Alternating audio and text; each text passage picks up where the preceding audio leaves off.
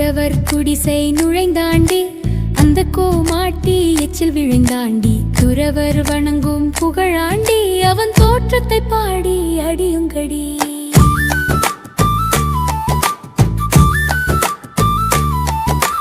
மாமையில் ஏறி வருவாண்டி அன்பர் வாழ்த்த வரங்கள் தருவான் தீமையில்லாத புகழாண்டி அவன் சீர்த்தியை பாடி அடியுங்கடி.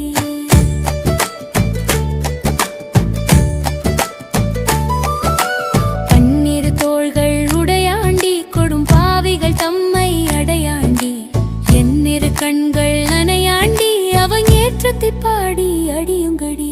வேங்கை மர